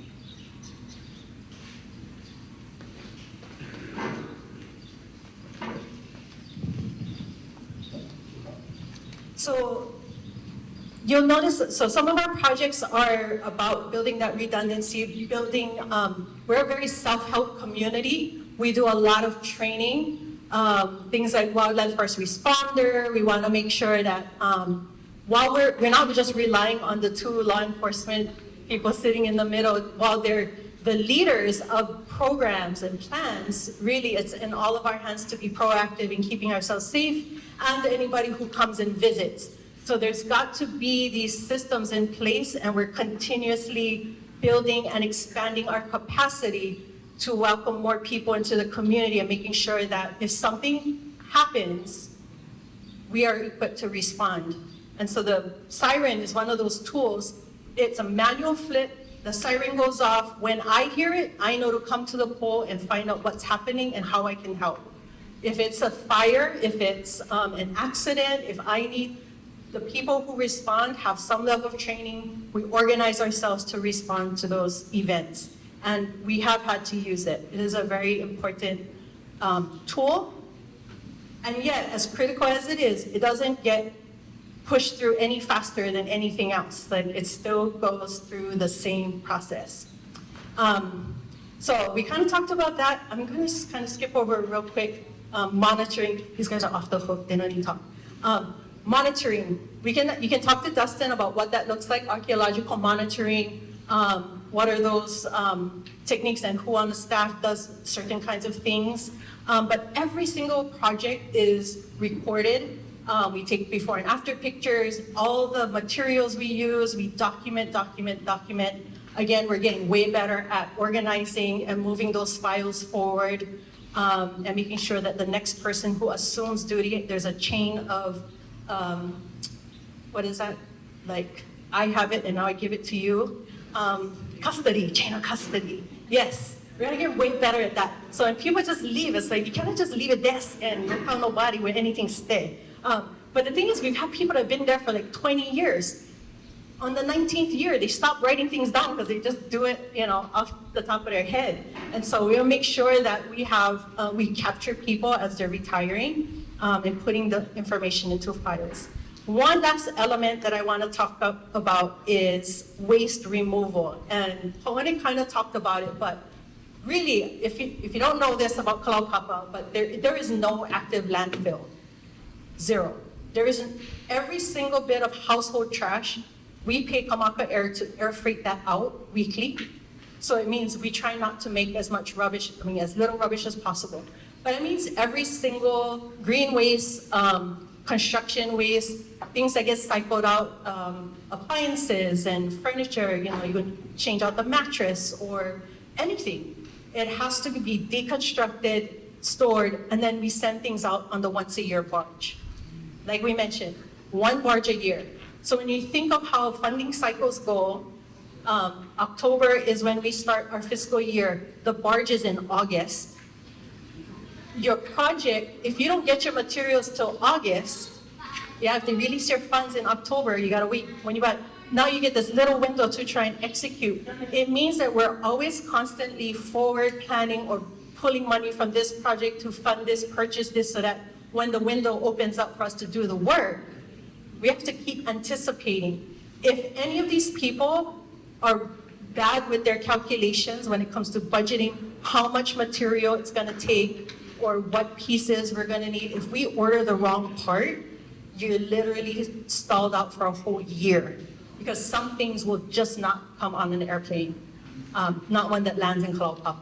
So them being really accurate with their planning is critical. But also we're getting better at building the waste management up front, because we get excited about doing the work, and then at the back end, Pawan is like, what you guys doing with all this stuff? Like, that's not for her to figure out. So we're being kinder and sort of understanding what those limitations are and getting really good at building projects up front. We do have a handful of projects that are full force step. That means they're going through a much more rigorous process, and we kind of touched on some of those earlier. They include the electrical rehabilitation project that's gonna replace the entire distribution, the existing distribution line. These projects are on our website. You can look them up. We have newsletters and information. You can find out more.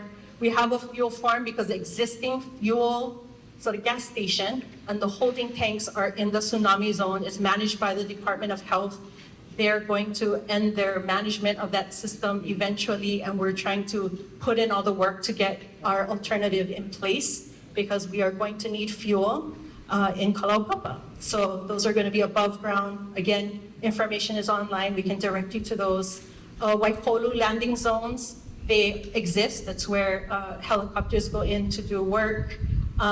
We need to do some maintenance on those landing zones in Waipolu. And there was a project involving a rock wall near St. Philomena's Church that got restored, and not quite. So now, in order to address it, it needs to go through a full four-step process. So if you want more information about those particular projects, you can ask these particular stuff when we do our breakouts.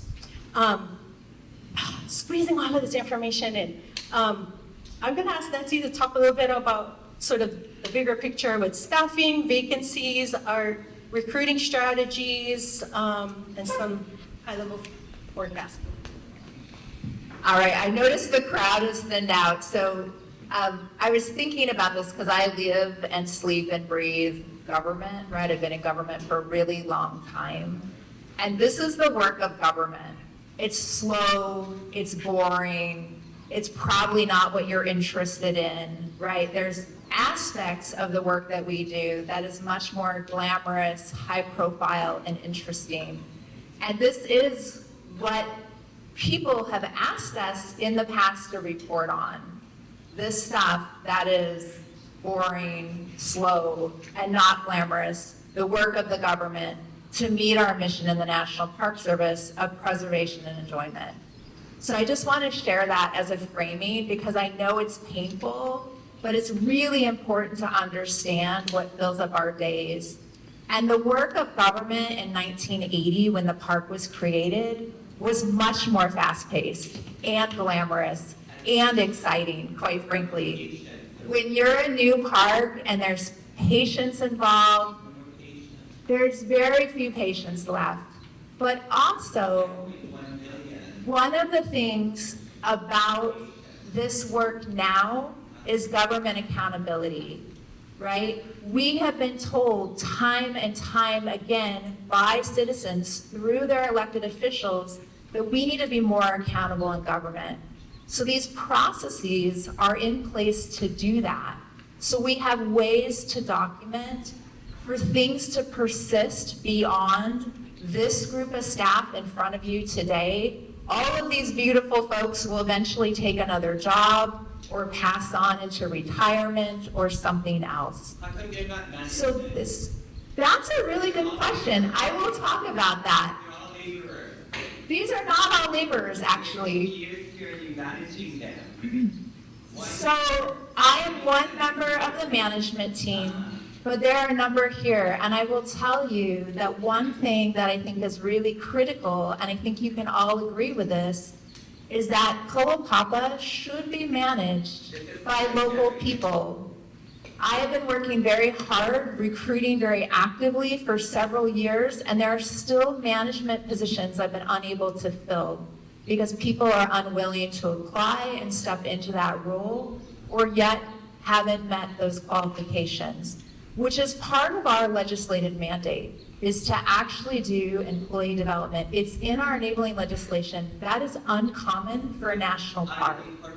And why that's really important at a place like Kalaupapa is because when that park was created, when this park was created, there was a real acknowledgement, excuse me, as a national park, it was designated in 1980, and it's really critical to recognize where this place had come from, what the intention was. It's always been to support Native Hawaiians to manage the site. I am not Native, but I'm working actively to try to find and recruit and retain local talent. And I'll tell you a little bit about how that process works. Prior to my arrival, and when the park was created, we were given 2 special hiring authorities that allow us to hire Native Hawaiians and persons with Hansen's disease in a different process. Now, government accountability still means we have to put those announcements out and allow people to apply, and then those applicants are screened in a certain way. In the last 2 years, it's been really clear that process has not been implemented consistently, so we've been working really closely with our Human Resources Department to put that into a consistent process, to make it more clear for how Native Hawaiians can qualify for those positions, and so they can compete more easily and readily into those positions. We were able to use a special temporary hiring authority during COVID that allowed us to non-competitively hire staff. We did this across the Park Service to fill critical functions and roles in national parks. I can't take credit for that. This was done prior to my arrival, but this park did an excellent job of utilizing that hiring authority to bring in staff non-competitively that would otherwise not make it through the federal hiring process, that put a lot of local people into positions at Kalaupapa. We used that time while they were in those positions to further develop them, and we've been able to transition several of those employees into permanent jobs. Permanent jobs with benefits, really critical. Again, it's a very slow process, but we are actively working on that. One other piece of hiring we're working on is utilizing an additional authority that isn't tied to blood quantum, but is tied to local area. We currently don't have that authority, but we're working through the administrative steps to put that in place. So that would allow people who have less than 50% Native Hawaiian blood quantum to have some of the same privileges of being hired on site. I talked a little bit about the difficulty of hiring people. It is difficult to hire and retain staff at an isolated remote location. All of us here who are choosing to work and share our time and energy with the site means that we're away from our families most of the week. We are not allowed to have our dependents on site full time. You cannot have children on site. So everybody has made a sacrifice and commitment. I will tell you, as somebody who's worked for the Park Service in remote locations for over 20 years, it is not just Kalaupapa that struggles to hire people into remote areas. It is difficult and hard to make that decision, and not everybody's willing to do it. But I am grateful for all of these individuals who show up and do the work every day, making that commitment and sacrifice. It is real and it is a big challenge. So I want to celebrate just a few things and I'll pass it back off to Mikiala. So as I said, the work of government is slow and boring, but sometimes we really get to notice and honor the work of our team. And gosh, it seems like forever ago now, but about a year ago, our team celebrated its success and nominated one of our team members, which is Joe Kayama, for his work. Yeah, it's pretty incredible. So back to this idea of being a leader. So I just made that available to my team. I said, hey, look, there's an award. Are you interested in celebrating anybody on your team? And then I needed to leave town for personal reasons, and I came back, and they had submitted a nomination on behalf of Joe Kayama, specifically with the historic preservation work he does, but more importantly, how he helps the next generation of stewards learn how to do that work. He not only won at the regional level, but he went on to win a national level award. This is really significant. We have over 400 National Park Service sites in the country, and somebody from Molokai doing very important work won a national award. Without the support of Kalaupapa team, it wouldn't happen. So. Right. It takes a village, and hopefully you're starting to see that, right? We work very closely together in our respective roles to do this really important work of government. We also consistently win amazing awards for our water quality at Kalaupapa with the stewardship of Joe Molena. So I want to give a big nod to that.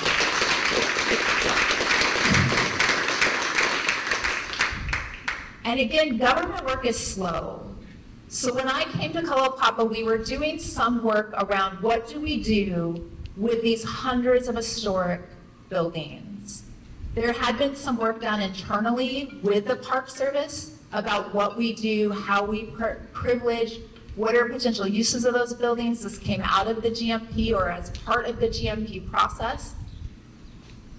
The next step was to make sure that our agency partners and the Park Service were in lockstep with how we're thinking about these facilities.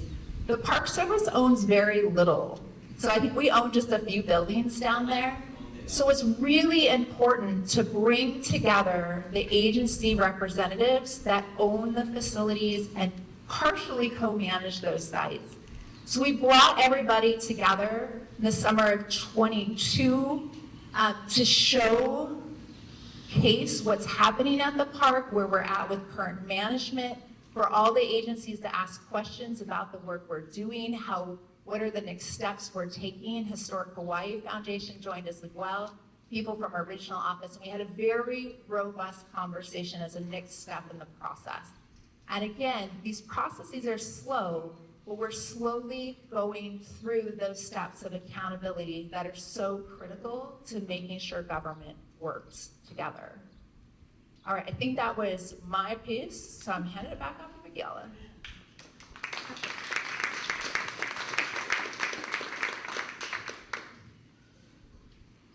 Just to tag on for Joe Kayama, because he is so humble, he'll never ever take the credit. But one of the things that's really important is he thinks legacy. So many of us here think legacy. Who's gonna do this after me? And because I learned from someone who was doing this work before me, I'm passing that on.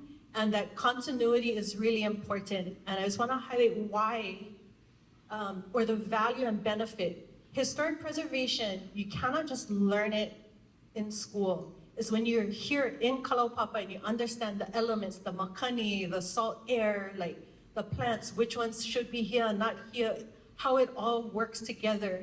You understand how to malama, not just preserve, but to malama a place. And when he teaches that, how to approach the reverence, the aloha and respect in doing the work, it's not just the mechanics, it's the attitude, it's how you show up in that space. And his mentorship to the next generation. We have several young Hawaiians who are wanting to do this work. They're really excited about it, and they get to learn from this nationally recognized mentor and treasure. He gets asked he and some of his lead workers to conduct historic preservation trainings for other agencies, other organizations. They go out because of that. But one really important benefit for us as a community is all those brothers go home and they're fixing their tutu's house on the 80-year-old house standing in Kalama'ula and in Ho'olehua, exposed to the same elements with ohana who cannot afford to do the work, or they really like that old style window. And now we have people who know how to do that work and they're putting it back out there. And so we're constantly looking at how to develop our staff and how they can better do their work, but encourage them to take those skill sets and plug it back into the community and show up in with other agencies or other community service or just in their ohana spaces. Take it home to the community and apply it. And then you bring that intel back. So I hope that we see that as the Park Service, we're not operating in a silo. This is your community. If they didn't work for the Park Service, they'd be sitting right in the same chair as you. But they get to represent you and their ohana every day that they show up. They bring that. Every single one of them brings something else to the job. And that's why we're building on, rebuilding this team and this process. And I really appreciate your patience and open-mindedness in hearing this out, because the Park Service is going to start changing the way it sounds, because we want to sound, this got to be a conversation. You're right. It's the thing that the Walters and the Loris and the DeGrays and Vows and the Kanani Kastas, all of you have been asking for it. We're trying to make that happen, and it starts one thing at a time. I'm trying to climb that management ladder that you're talking about, but I gotta get experience. I'm here. And now, if we make it olu, hopefully after this experience, some of these guys will feel a little bit more brave, because I tell you right now, they're very competent. They know their work, and I hope that they all step up into these leadership management positions. Some of them already are. And I love you, Nancy, but my goal is to so one of us gonna take your job now. I'm just kidding. No, she's actually made it, she's made it very, no, she challenged me. Trust me, I back my community up and I bring that to the table, and we're refining and building our understanding of the community and our values. But I've sat on the Planning Commission. I've sat on the Molokai Island Burial Council. I get to now be the chair of the Kaho'olawe Island Reserve Commission. I hold these other capacities, and I bring all of that mana'o from the community into my space every day, she and I go back and forth about ethics because I just like be super, super coy and, pu'e sometimes in spaces, but I'm learning how to do that. And now we're gonna expand that conversation and bring it back out as much as possible.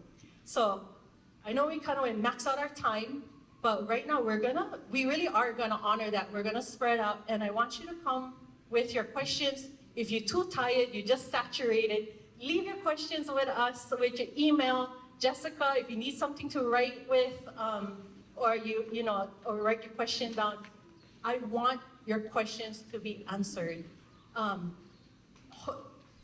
Connected to anything that we shared. If you ask us one question about something we didn't talk about today, it might be a little harder for us to answer because we might not know. But I will say that anything we spoke about today, we know those things by heart. I want to thank everyone for sticking it out. I want to thank our team here for showing up in this space. Because we really do love Kalaupapa, you guys. We love Kalaupapa, and we work really hard for trying to take care of Kalaupapa, and I hope that was shared, that we're not just fucking around down there. We get plenty of things that we do, and you guys, please talk to us after this. Yes, Uncle.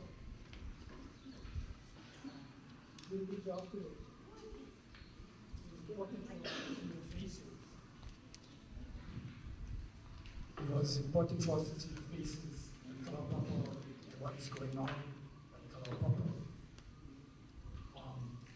But to sit here for 2 hours with a one-way discussion is not adequate at all. We have been working the Kalaupapa plan for the last 20 years.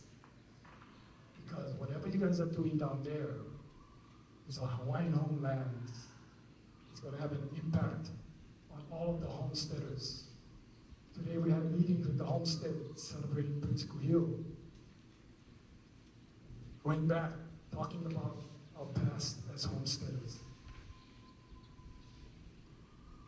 The thing that we honored more than you guys were the patients. They're the ones that suffered. They're the ones that made us quiet up here upside. We all wanted to serve them, just the way you guys are serving them. Now that most of the patients are going to be gone, we're going to have to deal with the almighty United States of America in a system that is almost broken. In our process in working with the plan for Kalaupapa, Trump came in there and scattered 20 years of our work, left us high and dry with a programmatic agreement that nobody understood. So in order to heal all of this and to take care of our worries about topside guys who are worried about what is going to happen to us, what is going to happen to topside now that the patients are gone. Here we're in control of the government. Who is going to be in control of this government now? What is going to happen that's going to affect our lives topside? That's what we wanted to talk about with you guys. This was the first step. Now we realize we're not just talking about you guys and pointing to the top people. We're also talking about people that are trying their best to do what they can do. So it was an important first step, but it angered a lot of us. I saw people walking out because we did not expect to sit here for 2 hours and meet you guys. We wanted a voice back. That's the normal process that we go through here at the top side. So I'm hoping there's going to be a second time where we have all of you attending, but listening to us and our concerns so we can work together. Otherwise, it's going to be nothing but conflicts because we do not trust the federal government. Even though Hawaiian Homes is a federal mandate, we know we cannot trust those guys. Look at this, look at what's happening now. It's a miracle you guys getting any funding at all. So I just wanted to say that I'm hoping this is just the first step, and that there's just so much energy that she has put into this, put into our ability for us to talk back. You got it, Uncle. We'll set up the next meeting right after this with you. Okay, I just really want to honor everybody's time, so we're going to split up now. We can disperse ourselves and then we're going to... I had my hand up at the same time. I'm sorry. Well, I just want to, I really like honor people's, and I shouldn't have given up the mic, but because people have been waiting with their questions and they want to dismiss and engage. How many people have questions? Come ask us on the side. Come ask us on the side. Thanks, Speaker. Mahalo nui to everybody for coming. What we talked about. And who has a group? What was the other question?